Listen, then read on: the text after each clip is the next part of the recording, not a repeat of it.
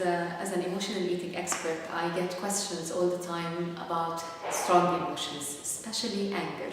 Anger there's an issue with anger for everyone, because it destroys relationships, it destroys our relationships with our body. We eat more when we're angry, it destroys our relationship with our children, and it's an emotion that usually drags us down into guilt. So knowing how to handle this emotion, knowing how to release these the extra feelings of anger instead of suppressing them, and knowing how to handle our boundaries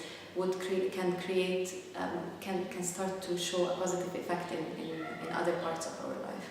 I'll start with a few exercises that you can use when you're feeling angry, and they're a bit different from the exercises we're used to, the breathing, which are all beautiful exercises, but this is more coming from the science of bioenergetics, which was developed by a scientist called Alexander Lowen. He was a doctor in the 70s, and he developed these exercises based on the thinking that emotions are usually related to different parts of the body.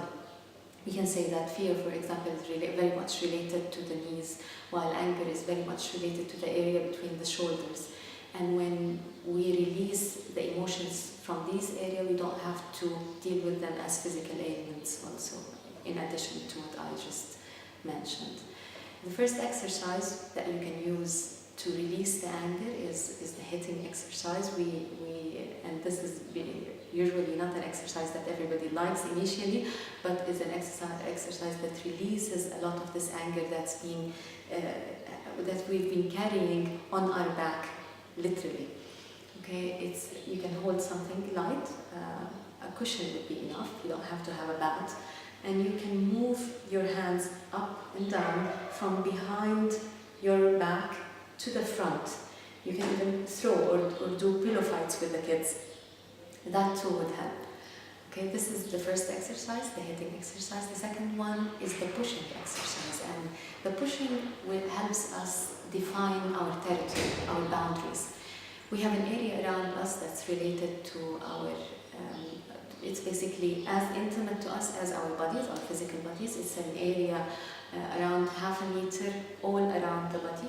We can call it the aura or the boundaries.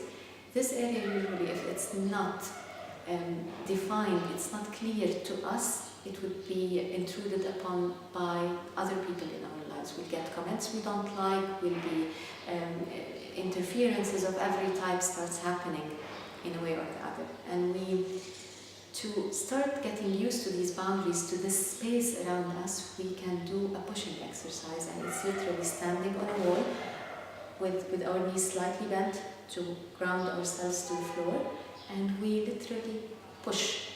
Noticing that when we're pushing, we don't push ourselves to the back instead, because that's what we do usually in our lives. When we don't know how to say no, we push ourselves back instead of defining our boundaries. So learning how to push in time might sometimes stimulate some anger while you're doing it, which is okay, you can go and hit, and come back to the wall and push. Okay, that's the second exercise. The third one it comes from the Tibetan Art of Positive Thinking, a book by a Tibetan monk, and it's like other religions, you can say, is all based on prayer. It's a beautiful prayer that you actually imagine someone in front of you. And the truth is, if you want to understand why we do this prayer first, it's because we usually, when there's anger, we feel that something is being taken away from us, or a lack of fairness is happening in the relationship. Someone is giving more than the other person is giving.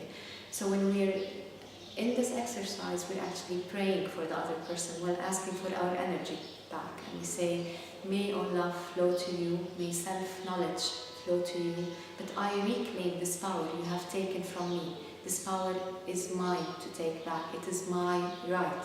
May love and good fortune be yours now, but as I speak now, you are no longer a problem for me. Your difficult energy dissolves into wisdom, and you regard me with respect. This prayer improves relationships because it rebalances the energy between us and the other person. Anger, again with the science, if we're talking about the science of bioenergetics, some anger is being stored in the area of the jaws. Jaws hold us from saying our truth sometimes or replying to harsh comments. So we start stressing or tensing our muscles, the muscles in our jaws, in order to release this anger, which shows up sometimes in our craving for crackers or nuts, or even going to the healthy option of eating apples.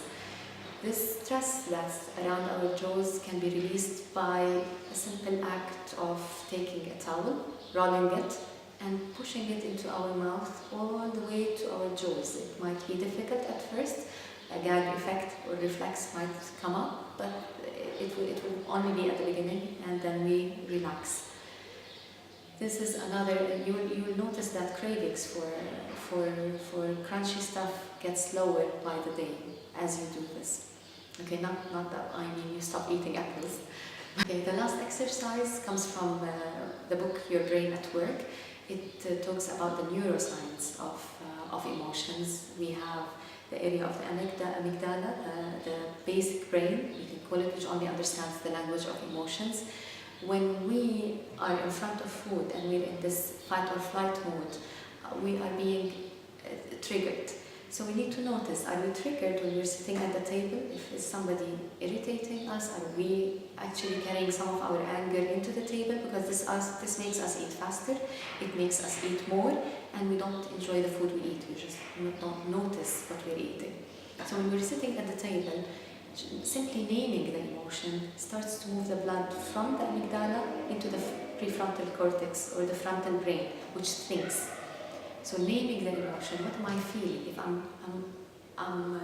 falling forward towards the food, there's a lot of anger. So if I just push the food away and I sit back saying, okay, I'm a bit angry, that in itself might calm us down.